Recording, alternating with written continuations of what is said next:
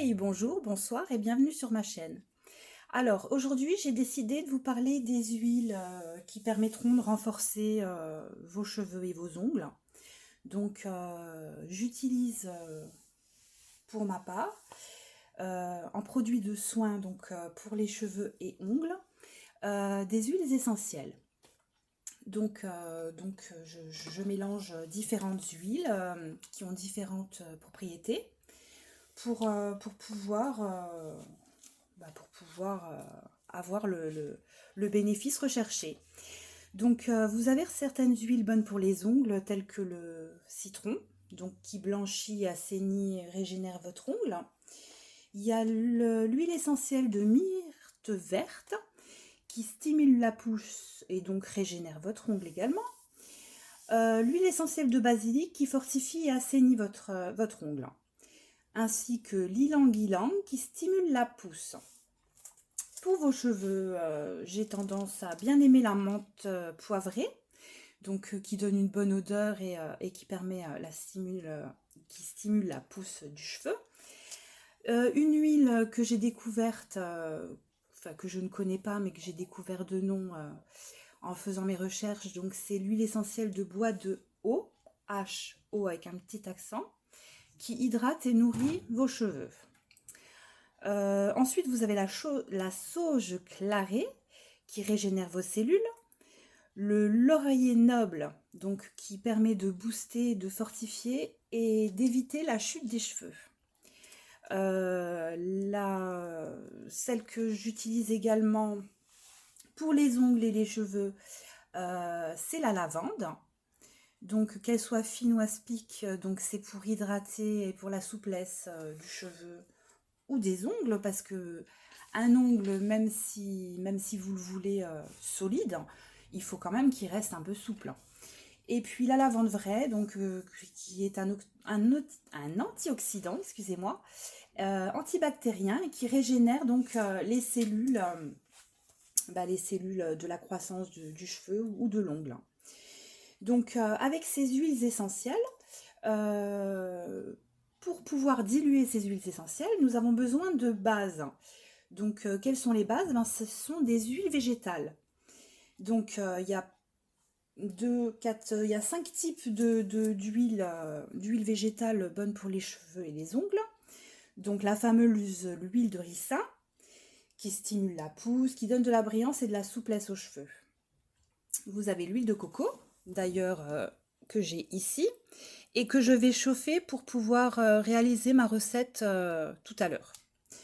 Donc hop, je la mets à chauffer. Ensuite, on a l'huile de jojoba, donc que je ne connaissais pas trop. Et a priori, c'est une huile végétale qui nourrit énormément. Donc elle protège, elle donne de la brillance également. Et elle est séborégulatrice, c'est-à-dire qu'elle va réguler le pH de votre peau. Et donc du coup, vous êtes sûr en fait d'avoir la bonne régulation et de ne pas avoir trop ou pas assez de sébum sur vos cheveux. Voilà. Donc voilà donc pour toutes nos petites huiles. Donc avant de vous proposer la recette, ma recette personnelle en fait, il me manquait, j'ai plus d'huile dans mon truc habituel. Donc du coup, moi j'ai préparé tout ce qu'il faut. On fera la petite recette après.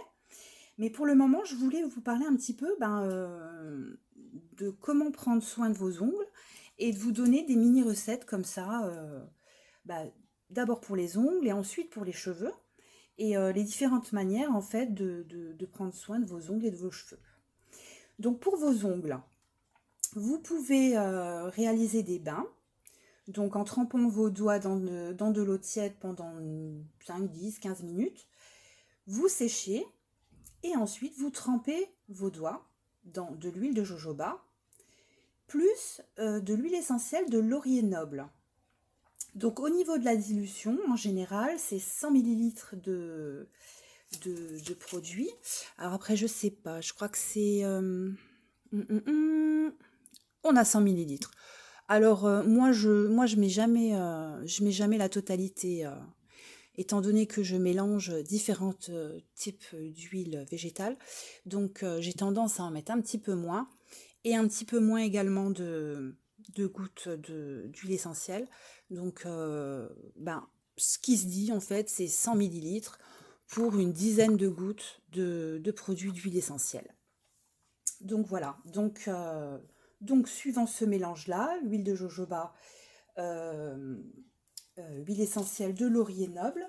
Donc pendant 5 minutes, vous allez poser vos doigts dedans et voilà, pour faire un petit bain. Ensuite, en les sortant, vous laissez votre huile dessus, vous massez légèrement, longuement, et si possible, laissez poser la nuit. Donc évitez de vous laver les mains après. Voilà.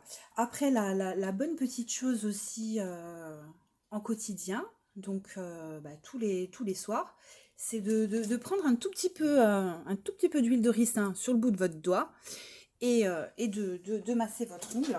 Donc pour le massage hop, voilà. Le massage de l'ongle, vous prenez la pulpe de votre doigt et vous massez comme ça, des petits gestes. Là aussi sur les bordures des doigts et comme ça, voilà. Et très longuement pour bien faire pénétrer le produit. Vous remarquerez que le produit est brillant sur la surface et qu'au fur et à mesure, il pénètre dedans. Vous remassez à chaque fois et ça rebrille et ça repénètre dans la peau. L'huile de ricin, elle est géniale. Donc sinon, vous avez en routine, c'est-à-dire que c'est 1 à 2 fois par semaine. Donc pareil, vous appliquez de cette manière-là en massage. Donc vous avez une recette pour assouplir excusez-moi, pour assouplir les cuticules et nourrir l'ongle. Donc vous mélangez de l'huile d'olive plus du jus de citron, donc qui permet de désinfecter, de blanchir les doigts, les ongles, excusez-moi. Donc c'est en routine, donc c'est juste un peu d'huile d'olive et jus de citron, les deux mélangés, et puis vous mettez chaque jour sur votre ongle. Ensuite, si vous avez les ongles striés, donc ce qui arrive de temps en temps, donc des petites, moi j'en ai un petit peu, des petites, je sais pas si, je sais même pas, hop, là, voilà, je sais pas si vous voyez. Parce que bon, là, je réalise non plus pas je sais pas, ça se voit pas trop. Bref, j'ai des petites stries également sur les ongles. Donc j'ai entendu du coup que l'huile de jojoba était très très très très très très très très très hydratante. Donc du coup j'ai vu que pour la douceur et le lissage des ongles striés, donc vous mélangez de l'huile de jojoba plus alors ce qu'il y a de bien aussi, c'est que de temps en temps je peux mettre également des vraies plantes dans mes préparations. Donc là, étant donné qu'il y a du basilic qui rentre dans la recette, huile de jojoba, basilic et bois de rose. Donc le basilic, il peut m'arriver de le mettre comme ça directement, du vrai basilic. Bon, à ce moment-là, il faut du vrai basilic de jardin, parce que bon, du basilic de cuisine qu'on a dans nos cuisines, c'est pas top. Et puis bon, en général, il est déjà bien sec. Donc à éviter, plutôt du basilic frais séché par vos soins, ou bien de l'huile essentielle de basilic que vous pouvez également trouver. Donc pour le même problème, vous pouvez aussi avoir une seconde recette. Donc c'est de l'huile d'olive, de l'huile de ricin, donc à égale proportion. L'indication en fait c'est une cuillère à soupe de chaque huile, plus 5 gouttes d'huile essentielle de citron ou de citron naturel. Donc vous pouvez faire un petit bain d'eau tiède. Donc ça, c'est pour... oui, parce qu'en fait, ce qui est bien aussi, c'est d'effectuer un bain, que ce soit pour une routine quotidienne ou 2 fois par semaine, ou alors que ce soit en bain 1 à 2 fois par mois. C'est en général le bon timing pour les bains. Bah, à ce moment-là, il faut quand même faire le petit bain d'eau tiède, donc de 5, 10, 15 minutes. Bon, ne dépassez pas trop le temps non plus, parce que sinon vous aurez tendance à avoir la peau qui va un petit peu et puis c'est pas trop bon si c'est trop humide. Vaut mieux que ce soit un petit peu humide. Ça a tendance à mieux pénétrer que si votre peau est vraiment trop imbibée d'eau, quoi. Donc vous appliquez en fait en bain ou en noisette 5 ou 10 minutes en massage circulaire avec la pulpe du pouce. Et donc, comme je vous ai dit tout à l'heure, donc pas de lavage de main. Vous laissez agir la nuit et donc c'est mieux, quoi. Donc nous allons passer aux cheveux. Donc pour les cheveux, les bains d'huile, c'est un peu différent. En fait, c'est l'application directement des huiles sur le cheveu. Donc, minimum 3 heures avant le shampoing, ce qui est pas mal. Il faut qu'il soit humide et démêlé, mais il ne faut pas qu'il soit trop mouillé, parce qu'on en revient toujours à la même chose. Si vos mains, que vous fassiez les ongles ou vos cheveux sont trop mouillés, l'huile aura tendance à glisser et elle ne pénétrera pas trop. Par contre, vous pouvez également réaliser votre routine sur cheveux secs, mais votre cheveu aura tendance à moins être à moins accepter en fait l'huile.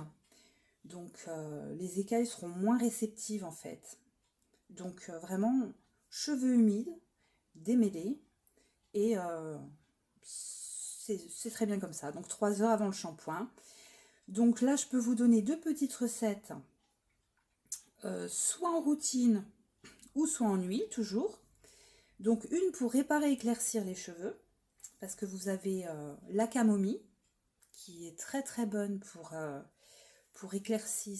C'est un pouvoir éclaircissant, la camomille, sur cheveux assez clairs quand même, hein, parce qu'une brune ou une personne avec les cheveux noirs n'arrivera jamais à avoir un éclaircissement, même avec la camomille, hein. Donc pour réparer et éclaircir le cheveu, donc de l'huile de ricin et de la camomille, donc en bain ou en routine. Et vous avez aussi également un masque réparateur. Donc masque réparateur, c'est plus en bain.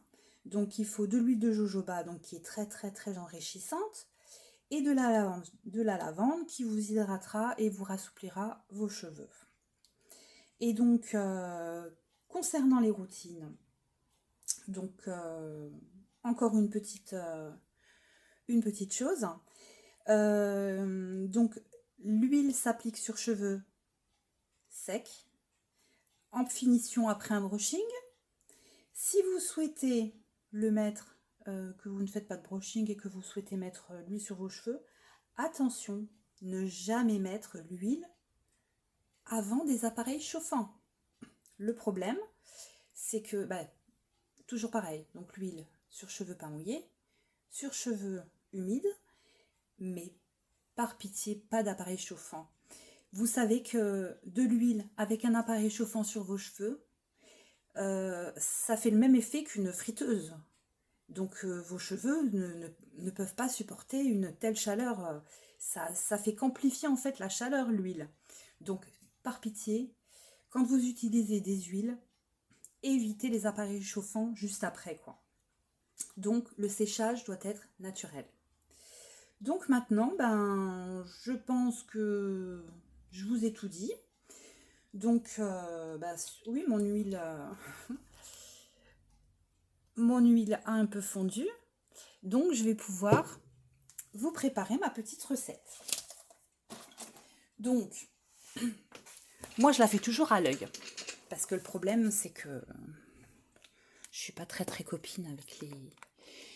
Et puis la dernière fois que je l'ai faite, bah, ça s'est vraiment très très bien passé. Donc, oups, voilà. C'était plein. Et puis bon, après j'en utilise un petit peu sur les cheveux de temps en temps, mais c'est surtout pour les ongles, parce que j'ai des ongles très très fragilisés avec le temps. J'ai fait beaucoup de bêtises avec mes ongles, j'ai fait des faux ongles, des choses comme ça. Et regardez, pourtant, ils ont beau avoir été maltraités dans leur vie et tout, bah, ils commencent à reprendre un peu. Ils sont plats, ils sont très très archi plats, donc j'essaye de leur reprendre. Vous voyez, ça brille quand même un petit peu, donc c'est qu'ils reprennent de la force. Mais vous voyez, je... Là, une main, j'ai tous mes ongles, hein. Ben, l'autre main, j'ai quand même un ongle qui a cassé, là. Ils sont toujours pas assez solides. Donc ça, c'est de l'entretien vraiment très, très, très, très régulièrement. Et, et vraiment... Donc là, je vais quand même vider le restant de cette huile, ou je vais la laisser dedans en, en faisant comme s'il n'y avait rien. Et puis on va mettre un petit peu de chaque huile.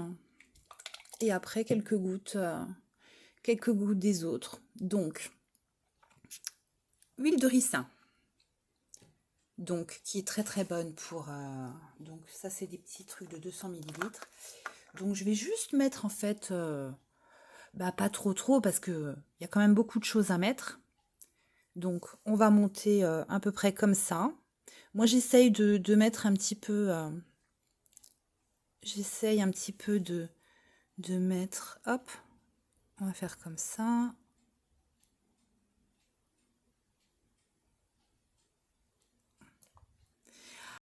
Ah, vous pouvez voir suivant vos besoins, hein. Et, euh, et moi, en fait, ce que je fais, c'est que je réalise en fait une seule huile pour les deux utilisations. Parce que c'est une huile, je pense pas que ce soit non plus mauvais, quoi. Après, il y a certaines huiles qui peuvent ne pas être très très bonnes. Alors là, méfiance aussi avec l'huile de coco.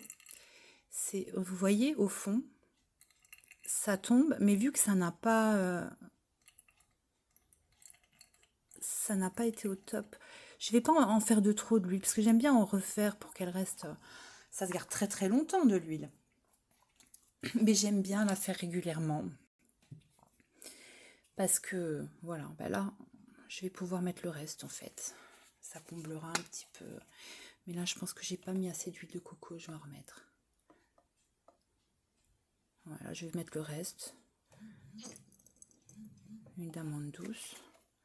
Comme ça, ben, je garde en fait ensuite, quand je prépare des choses, je garde mes... Je les nettoie, enfin, je les nettoie. Quand c'est de l'huile, je les nettoie pas parce que bon, je vais remettre un peu l'huile de coco parce que je crois que j'en avais pas mis assez. Et de l'huile de ricin également, je vais en remettre un tout petit peu.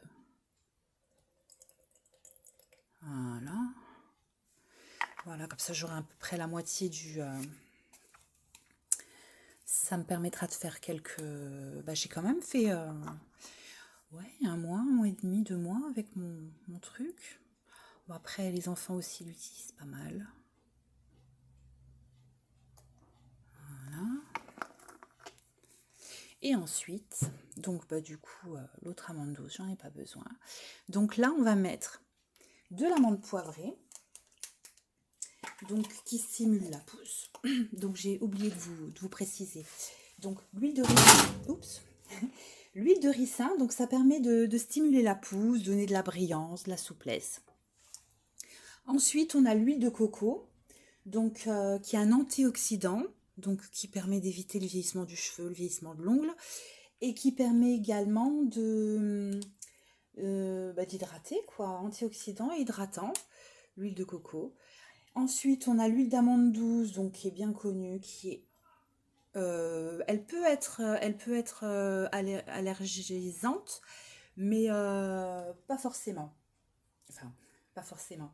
Elle est allergisante pour les gens qui ont des problèmes de fruits à coque. Soyez méfiants aussi avec ça. Il y a comme l'huile d'amande douce. Et je sais plus ce qu'il y avait d'autre aussi. Tout ce qui est fruits à coque et tout ça, ça peut donner des allergies. Donc méfiez-vous. Donc ensuite, on revient à notre menthe poivrée, donc qui stimule la pousse. Donc, je vais quand même le faire assez puissant. Moi, j'aime bien. J'ai pas mis 100 millilitres de chaque. Je crois qu'il y en a même plus. Si, il y en a un petit fond. Donc, on va mettre le petit fond. Le petit fond, ça doit être les 5 gouttes. Au moins 3 grosses gouttes. On va mettre le reste. Oh oui, on les a, nos 5 gouttes. Voilà. C'est des petites gouttes. Hop. Mais des gouttes quand même. Et donc ensuite, on a notre Palmarosa. Voilà, désolée pour la coupure. Donc, et puis nous avons l'huile de Palmarosa, donc qui a des vertus purifiantes et cicatrisantes, et donc qui permettra aussi la stimulation de la pousse de vos cheveux ou de vos ongles. Donc le Palmarosa.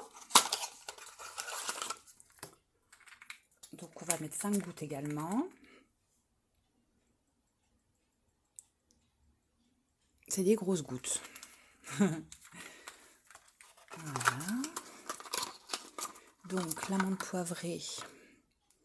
Je vais garder le bouche. Je vais garder. J'aime bien garder des petites bouteilles quand il y a certains systèmes qui sont mieux que d'autres. Donc la lavande.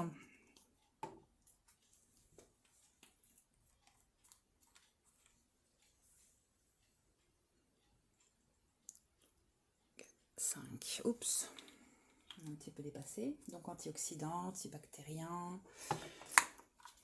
Après, ce qu'il y a de bien aussi avec cette huile, c'est que vous n'aurez pas de problème non plus de poux, de choses comme ça. Moi, je vois, j'ai fabriqué une huile anti-poux pour mes enfants. Elle est au top, quoi. Et donc l'ylang-ylang, donc qui stimule également la pousse du cheveu. Voilà, il y a certaines huiles qui ont du mal à descendre. Et c'est pour ça.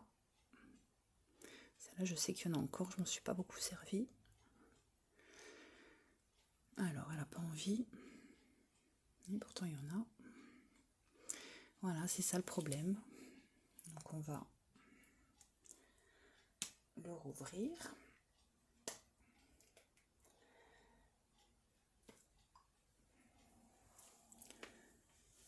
C'est ce petit capuchon-là qui casse les pieds.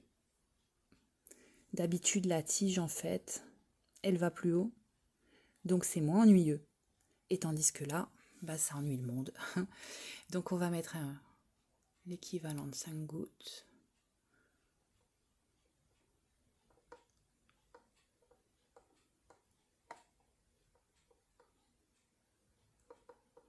J'en mets pas trop de celle-ci parce que elle a une odeur.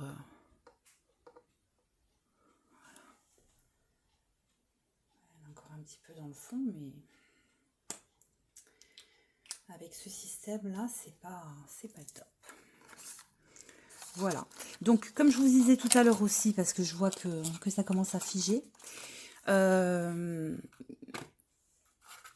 de coco pose un problème dans le sens où elle fige, quoi. Donc quand vous faites votre mélange, essayez de bien tout mélanger après. Et puis de le refaire chauffer un petit peu, ne serait-ce que dans vos mains, quelques minutes, pour essayer d'enlever ces petites parties figées. Parce qu'une fois que l'huile est bien mélangée, en fait, ça fiche plus, quoi. Vu qu'il n'y a plus beaucoup d'huile de coco dedans après, ça fiche pas.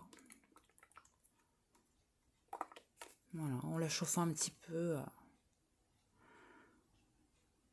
ça sera mieux. Voilà, j'espère que cette vidéo vous aura plu. Et puis, je pense vous proposer une vidéo prochainement sur comment pouvoir se faire une couleur soi-même. Parce que là, je sais pas si vous avez vu la dernière vidéo, ma couleur est bonne à refaire. Donc voilà, donc je vous montrerai comment vous pouvez faire vous-même pour poser votre couleur sans problème, sans en mettre partout et d'être sûr d'en avoir partout. Voilà, je vous souhaite une bonne journée, bonne soirée et à bientôt. Bye!